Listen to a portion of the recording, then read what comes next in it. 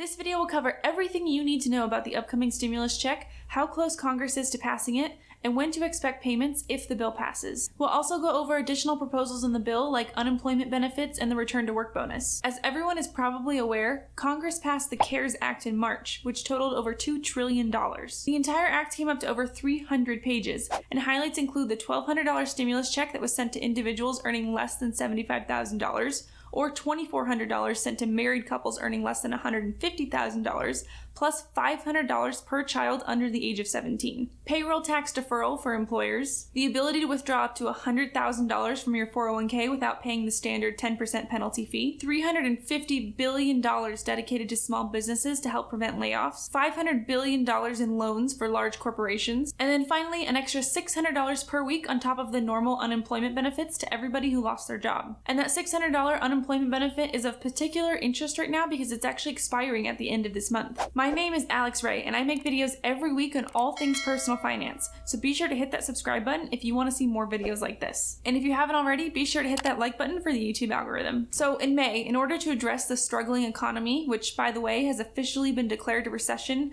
by the National Bureau of Economic Research, the House passed something called the HEROES Act. The act still needs to be passed by the Senate, but it proposes dedicating $3 trillion in economic relief, making it roughly 50% larger than the CARES Act passed in March. However, it will likely be cut down a bit once it's eventually passed by the Senate, making it a little bit more in line with the size of the original CARES Act. The HEROES Act clocked in at over 1,800 pages, and the Senate has yet to reach a conclusion in the 2 months since it was passed by the House in mid-May. President Trump deemed this act dead on arrival, and Senate Majority Leader Mitch McConnell claimed that it was a liberal wish list proposed by the Democrat-controlled House. The HEROES Act definitely includes some things that are very unlikely to pass, like $10,000 in federal student loan forgiveness for every American, but Speaker of the House Nancy Pelosi said, "We're putting our offer on the table. We're open to negotiation," suggesting that the act intentionally overreaches in anticipation of meeting somewhere in the middle. The piece of the HEROES Act that has obviously garnered a lot of attention is the improved stimulus check package. Similar to the first round of stimulus checks, people making under $75,000 will receive $1,200, and married couples making under $150,000 will receive $2,400. And just like before, people who make slightly above those amounts don't need to worry because it will be tapered off gradually. The reason this stimulus check package is considered better than the first is because children and adult dependents will also be eligible to receive $1,200. In the first round of stimulus checks, families with children received only $500 per child under the age of 17. Adults who are considered dependents on someone else, so mostly college students, they nor their parents were eligible to receive anything in the first round of stimulus checks for them. The second round of stimulus checks proposed in the HEROES Act would grant everybody $1,200, up to a max of $6,000 per family. So if you're married and making less than $150,000 and you have 3 children, you would receive $6,000. If you're a college student or any kind of adult dependent, you would still receive $1,200. The HEROES Act does state that people without bank accounts should expect to receive their payments no later than December 31st, 2020,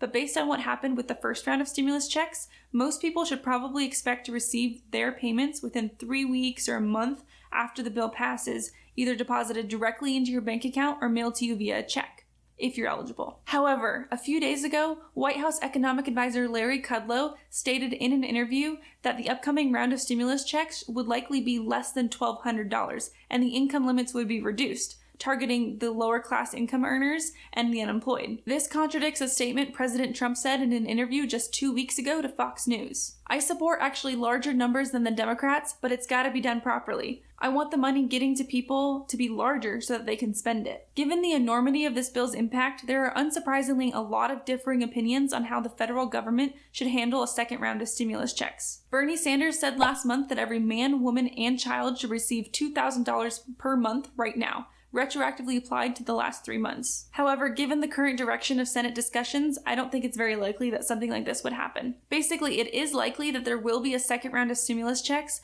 but it's up in the air still as to what it will look like and who will be eligible for it. It's possible that there will be some sort of compromise reached where everybody who is eligible for the first round of stimulus checks will get a second one, but less than $1,200. The Senate is currently on a 2-week recess and won't be back until July 20th. Given that the $600 unemployment benefit is set to expire July 31st, Many experts expect that the Senate will reach a conclusion no later than the first week of August, potentially sooner. This means that if the bill passes and you're eligible to receive a stimulus check, the earliest you could probably expect to receive it would be late August or early September.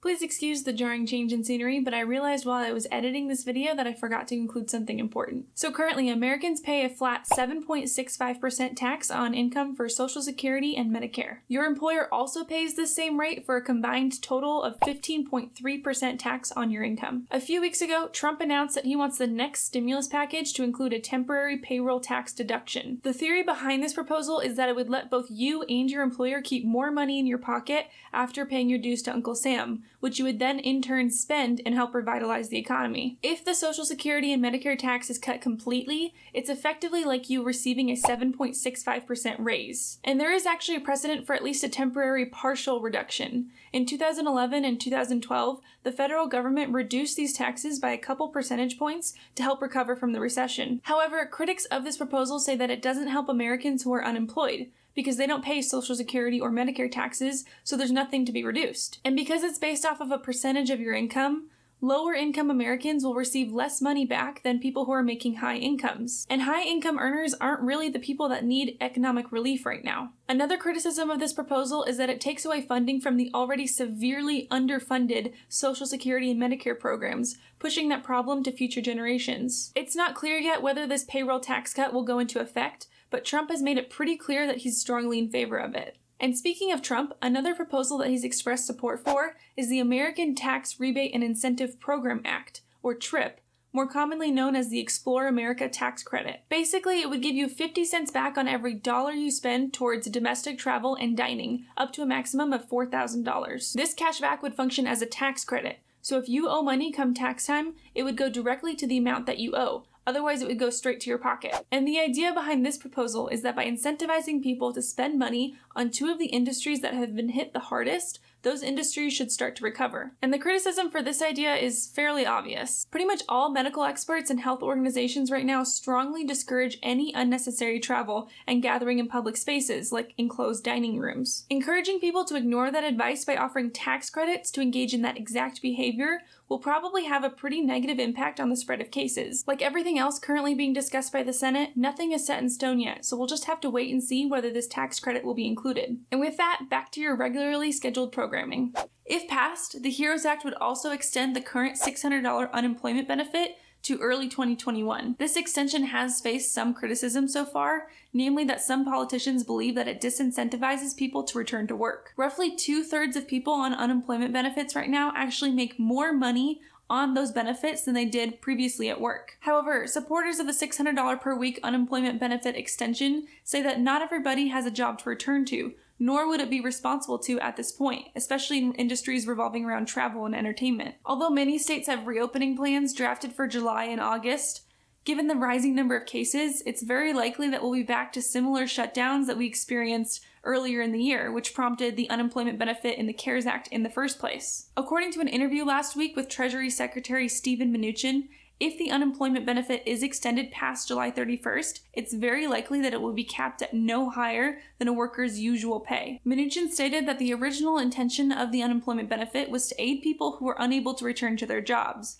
But because so many people have made more money on unemployment than they did working, even industries that weren't adversely affected are struggling to fill their job openings. It's difficult to convince people to come back to work and risk their health when they could just stay safely at home for more money. In early July, Senators Chuck Schumer and Ron Wyden proposed tying unemployment benefits to individual state unemployment rates. This proposal would extend the current $600 per week unemployment benefit until a state's 3-month average total unemployment level falls below 11%, at which point it would be reduced gradually for every percentage point decrease. The theory behind this proposal is that it would still provide the unemployment benefit while certain industries are still shut down, but it would slowly taper off as the state returns to normalcy. One of the most controversial proposals currently being considered by Congress is the return to work bonus. Senator Rob Portman suggests that the current $600 per week unemployment benefit disincentivizes Americans to return to work, a sentiment shared by much of the Republican-controlled Senate. He proposes providing an additional $450 per week to people returning to work,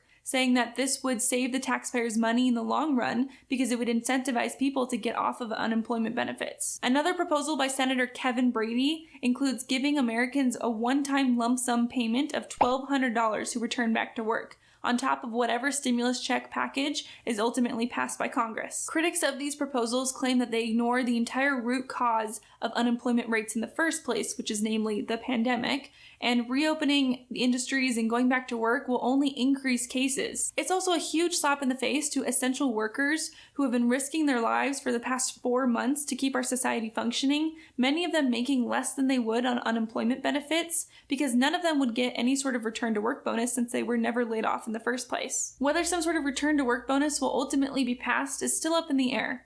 We should know more once the Senate is back in session next week. Because nothing has been officially decided yet, I would not count on receiving a return to work bonus or even a second stimulus check, but it is important to have a plan for that unexpected money in advance so that you don't waste it on unnecessary purchases. I have a video on what to do with unexpected cash that I'll link up here, so be sure to check it out if you want to know how to best use that money. I'll be sure to keep you guys updated on what the final bill looks like once it's passed by the Senate, so be sure to hit that subscribe button if you haven't already. And don't forget to hit that like button for the YouTube algorithm. Thanks for watching, and I'll see you guys next week.